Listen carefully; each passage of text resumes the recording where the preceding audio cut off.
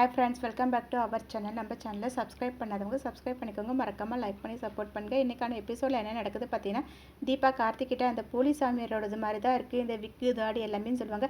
அதை கேட்டால் கார்த்திக் பார்த்தீங்கன்னா அங்கேருந்து கிளம்பி போயிடுவாங்க. நெக்ஸ்ட்டில் பார்த்தீங்கன்னா கார்த்திக் ராஜா வீட்டுக்கு போயிட்டு அந்த பேக்கை தூக்கி விசிறி அடிச்சுட்டு, இந்த பேக்கை எதுக்கடா நீ வீட்டில் விட்டுட்டு போன, என்ன இதெல்லாம் அப்படின்னு வந்து கேட்பாங்க. அதை கேட்ட உடனே இளையராஜா, என்னம்மா அப்படி சொல்கிற, இது என்னோடதே கிடையாது தெரியுமா, என்னோட பேக்கில் வந்து ட்ரெஸ் மட்டும்தான் இருந்தது, அதை காணன் வர நான் தேடிட்டு இருந்தேன். ஆனால் இருமாப்பில் இந்த பேக்கை அன்றைக்கி போலீஸ் ஸ்டேஷனில் சேகர்னு ஒருத்தன் வந்தால என் கூட ரோடில் கூட சண்டை போட்டானே, அவனும் இதே மாதிரி பேக் தான் வச்சுருந்தான். ஒருவேளை அவங்ககிட்ட இது மாறி இருக்கலாம். அந்த ரம்யான்றவங்க கூட 2 நாள் முன்னாடி வீட்டுக்கு வந்தாங்க அப்படின்வாங்க. அதை கேட்ட உடனே கார்த்திக், என்னது அவங்க வீட்டுக்கு வந்தாங்களா அப்படின்னு கேட்பாங்க. ஆமாம் மாப்பிள்ள, அவங்களுக்கு தெரிஞ்சவங்க தானே கூப்பிட்டு போனாங்க, நீ ஒருவேளை அவங்க கிட்ட கேட்டால் அந்த ஆளை எப்படி கண்டுபிடிக்கலாம் நம்ம அப்படின்னு சொல்லிட்டு இருப்பாங்க. அதை கேட்ட கார்த்திக்கும் ரம்யாவுக்கு கால் பண்ணுவாங்க.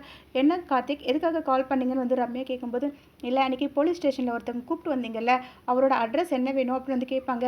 எதுக்காகன்னு கேட்கும்போது, இல்லை எனக்கு கொஞ்சம் கிளாரிஃபிகேஷன் தேவைப்படுது, அதுக்காக தான் அப்படின்னு வந்து சொல்லுவாங்க. உடனே ரம்யா, சரி நான் மெசேஜ் பண்ணுறேன்னு சொல்லிட்டு ஃபோனை வச்சுட்டு, சரியான எம்மக்காதகனா இருக்கா, நீ கண்டுபிடிச்சிருவோம் போல இருக்கு, சரி முதல்ல நம்ம அட்ரஸ் அனுப்பி வைப்போம், அதுக்கப்புறம் மற்றதெல்லாம் பார்த்துக்கலாம்னு சொல்லிட்டு மெசேஜ் பண்ணிவிட்டு கார்த்திகை கால் பண்ணி உங்களுக்கு அட்ரஸ் சென்ட் பண்ணியிருக்கேன், நீங்கள் பார்த்துக்கோங்க அப்படின்வாங்க. கார்த்திக்கும் ஓகே சொல்லுவாங்க. அப்போ ராஜா வந்துட்டு, சரி வா மாப்பிள்ள நம்ம அந்த இடத்துக்கு போகலாம்னு சொல்லிட்டு 2 பேருமே கிளம்பிடுவாங்க. நெக்ஸ்ட் இல்லை பார்த்தீங்கன்னா, அபிராமி தீபா கிட்ட போயிட்டு, நீ அன்றைக்கி ஒரு சாமியார் அம்மாவை கோவிலுக்கு செண்பகவல்லி கோவில் போகும்போது பார்த்தேன்னு சொன்னல, அந்த அம்மா கூட சக்தி வாய்ந்தவங்கன்னு சொன்னேன், அவங்க மூலியமாக உனக்கு சக்தி கிடைச்சதுன்னு கூட சொன்னல, அவங்கள போய் நம்ம பார்க்கலாமா, ஏன்னா அவங்கள போய் பார்த்து உன்னோட கல்யாணத்துக்கு முகூர்த்த நாள் குறிச்சா இந்த கல்யாணம் எந்த ஒரு தடங்களும் இல்லாமல் நல்லபடியாக நடக்கணும்னு எனக்கு தோணுது தீபா அப்படின்வாங்க. அதை கேட்ட தீபாவும் ஓகே சொல்லுவாங்க. நெக்ஸ்ட் இல்லை பார்த்தீங்கன்னா, கார்த்திக் இளையராஜா 2 பேருமே அந்த சேகர் வீட்டுக்கு போவாங்க. அங்கே வீடு லாக் ஆகிருக்கும். அப்போ ராஜா வந்துட்டு, எனக்கு என்னமோ அவன் பிளான் பண்ணி எஸ்கேப் ஆகிட்டான்னு நினைக்கிறேன், அவன் தான் அந்த போலீஸ் சாமியாராக இருக்கலாம் அப்படின்வாங்க. அதுக்கு கார்த்திக் வந்து, ஒரு வேலையாக கூட எங்கன்னா வெளியே போயிருக்கலாம்ல அப்படின்வாங்க.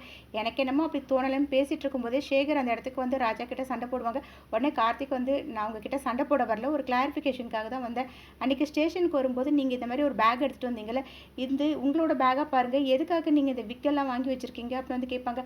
அதை கேட்ட உடனே சேகர், இதெல்லாம் எதுவுமே என்னோடது கிடையாது அப்படின்னு சொல்லுவாங்க.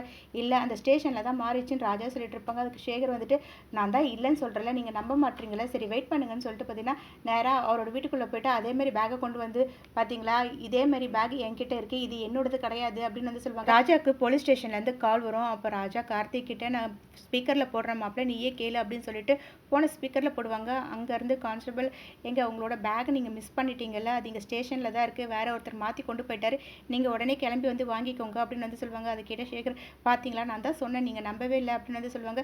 கார்த்திக் ராஜா 2 பேரும் ஸ்டேஷன் கிளம்பி போவாங்க. ராஜா போயிட்டு, என்னாச்சுங்க சார், என்னோட பேக் இங்கே இருக்குன்னு சொல்லி கூப்பிட்டீங்களே அப்படின்னு வந்து கேட்பாங்க. அப்போ கான்ஸ்டபிளும், இது உங்களோட பேக்காக எடுத்து பாருங்க அப்படின்னு வந்து கொடுப்பாங்க. ராஜாவும் பார்த்துட்டு, ஆமாம் சார் இது என்னோட பேக் தான் அப்படின்னு வந்து சொல்லிட்டு இருப்பாங்க.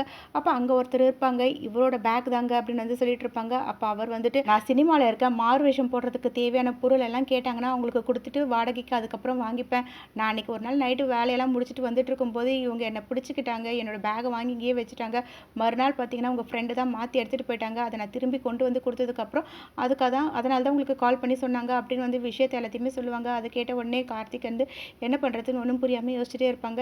அவர் வந்து வெளியே கிளம்பி போகும்போது, கார்த்திக் உங்களுக்கு யூனியன் ஒன்று இருக்கும்ல, அதுக்கான ஐடி கார்டு இருக்கா அப்படின்னு வந்து கேட்பாங்க. அவரும் வந்துட்டு, இந்தாங்க நீங்கள் நம்ப மாட்டீங்கன்னு சொல்லி கொடுப்பாங்க. அதில் பார்த்தீங்கன்னா கரெக்டாக இருக்கும்.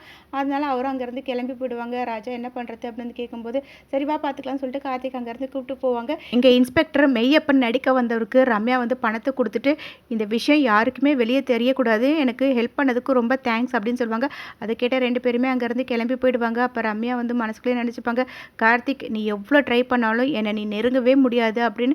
நெக்ஸ்ட்டில் பார்த்தீங்கன்னா ரம்யா தீபாவோட வீட்டுக்கு போயிட்டு இருப்பாங்க. அப்போ மைத்திலி மீனாட்சி 2 பேருமே பார்ப்பாங்க. வந்துட்டா இவ வீட்டுக்கு, தீபாவோட கல்யாணம் முடிகிற வரைக்கும் இவன் இந்த வீட்டு பக்கமே வரக்கூடாது, 1 மாதம் இருக்குல்ல, அது வரைக்கும் அவள் வராமல் இருக்கிறதுக்கு எதனா பண்ணணும்னு யோசிச்சுட்டே இருக்கும்போது ரம்யா வருவாங்க. என்னை தீபாவை பார்க்க வந்தியா, உன்னோட ஃப்ரெண்டு அவள் மேலே இருக்கா அப்படின்வாங்க.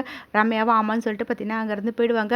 அப்போ மீனாட்சி வந்து மைத்திலி கிட்ட ஒரு ஐடியாவை கொடுப்பாங்க. அதை கேட்டவுடனே மைத்திலி இது சூப்பராக இருக்கும் அப்படின்னு சொல்லிட்டு நேராக ரெஸ்ட் ரூமுக்கு போய்ட்டு அங்கே ஒரு சோப்பு எடுத்துகிட்டு வந்து அதை மீனாட்சி கிட்ட கொடுப்பாங்க. பார்த்தீங்கன்னா ஸ்டெப்ஸுக்கு கீழே அந்த சோப்பை வச்சு தண்ணி ஊற்றிடுவாங்க.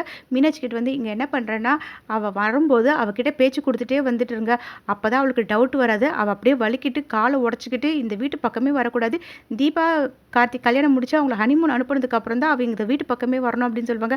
அதே மாதிரி பார்த்தீங்கன்னா ரம்யாவும் தீபா கிட்ட பேசிட்டு வந்துட்டு இருப்பாங்க. அப்போ மீனாட்சி போயிட்டு உங்கள் அப்பா இப்போ எப்படி இருக்காரு அப்படின்வாங்க. உடனே ரம்யா வந்து என்ன புதுசாக எங்கள் அப்பா பற்றிலாம் கேட்குறீங்களே அப்படின்னு வந்து கேட்பாங்க. அது ஒன்றும் இல்லை, அன்றைக்கி வீட்டுக்கு வந்தப்போ உங்கள் அப்பா உடம்பு முடியாமல் இருந்தார்ல, அதனால தான் சொல்லிட்டு அப்படியே பேசிட்டே பேச்சு கொடுத்துட்டு படிக்கட்டில் இறங்கி வரும்போது மீனாட்சி இருந்தது எனக்கு ஒரு வேலை இருக்குது நான் போகிறேன்னு சொல்லிட்டு அங்கேருந்து போயிடுவாங்க. ரம்யா பார்த்தீங்கன்னா கரெக்டாக அந்த சோப்பில் வச்சு அப்படியே வலிக்கிட்டு போயிட்டு ஒரு கப்போர்டில் இடிச்சிட்டு அப்படியே கால் வலிக்குதுன்னு கீழே விழுந்துருவாங்க.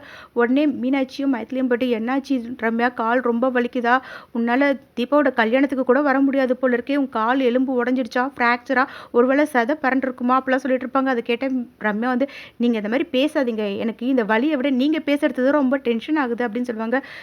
எப்படி இந்த மாதிரி யார் வர வழியில் சோப்பை போட்டு வச்சிருப்பா அப்படிலாம் வந்து சொல்லிட்டு இருக்கும்போது ரம்யா மனசுக்குள்ளேயே இதை நீங்கள் தான் பண்ணியிருப்பீங்கன்னு எனக்கு தெரியாதா, தீபாவோட கல்யாணத்துக்கு வரக்கூடாதுன்றதுக்காக தானே இதெல்லாம் பண்ணிட்டு இருக்கீங்க, ஆனால் நான் கார்த்திகை கல்யாணம் பண்ணி இந்த வீட்டுக்கு மருமகளாக வந்து உங்களை என்னெல்லாம் பண்ணுறேன் பாருங்க அப்படின்னு நினச்சிப்பாங்க.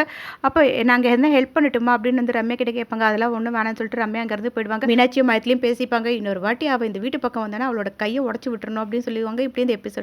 தேங்க்யூ.